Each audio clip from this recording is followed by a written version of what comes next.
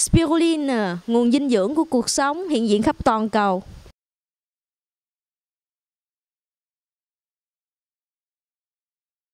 Bien, aujourd'hui c'est le Vietnam qui est à l'honneur pour Planète Spiruline avec la présence de Thi que nous avons rencontré lors de notre séjour au Vietnam l'année dernière. Donc est-ce que tu peux te présenter en 2 mots s'il te plaît? Oui, je m'appelle Thi et je suis un étudiant vietnamien. Maintenant je fais le master à Montpellier. Ça sur la sécurité sanitaire des aliments. Et j'ai déjà rencontré la famille de Jean-Pierre Nan dans un projet de spiruline avec l'association humanitaire de l'enfant de dragon quand j'étais interprète de cette association. Alors tu connais les projets donc, de spiruline qui sont dans le sud du Vietnam, dans le delta du Mekong.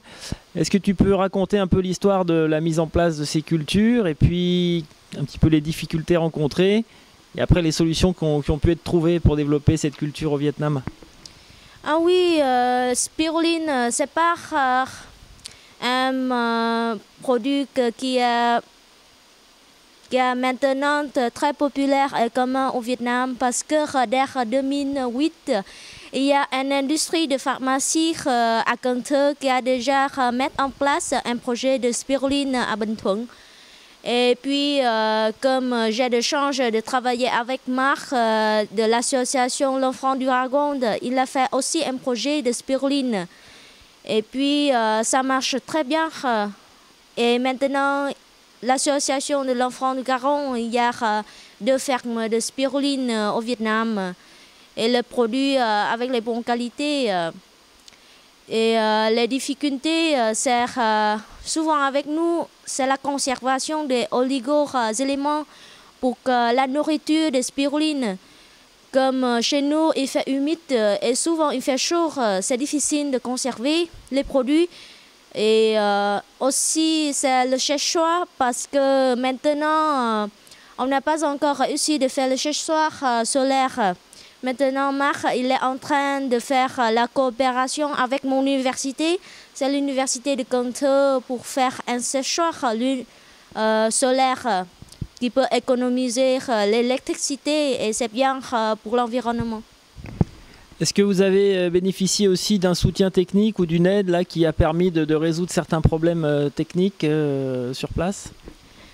Maintenant, comme j'ai déjà dit, pour les techniques, on n'a pas les soucis parce que on a les partenaires qui sont les stagiaires souvent de l'école qui enseignent de spiruline à hier et en France. Puis on n'a pas de problème technique en fait, c'est seulement les problèmes comme je dis, la conservation et le séchoir solaire. Et au niveau de la distribution locale, est-ce que la spiruline est bien reçue par la population sur place? Est-ce que les gens s'intéressent à ça? Oui, c'est bien, parce que comme on sait que spiruline, c'est un produit, maintenant on peut dire que c'est un produit nutritionnel et qui est bien connu au sud du Vietnam. Est-ce que tu penses qu'il y a des perspectives de développement pour cette culture au Vietnam et dans la région là-bas du sud-est asiatique? Est-ce que tu penses que ça peut encore beaucoup se développer? Bien sûr, parce que chez nous, le climat est très très bien pour que le spiruline. C'est bien. Aussi, on a les choses qui sont à place comme les scènes de mer qui est très bien pour le spiruline. On peut trouver partout. Et le climat est très bien. Le séchoir solaire, je pense que bien sûr, il va faire. Et puis, je pense que pas de problème pour l'avenir de spiruline au Vietnam. Formidable, on voit que la spiruline se développe partout sur la planète. C'est une bonne chose et on espère que ça va se développer encore plus vite. Merci de ta présence et merci de ton témoignage. Au revoir. Au revoir. Spiruline, langue de vie partout sur la planète.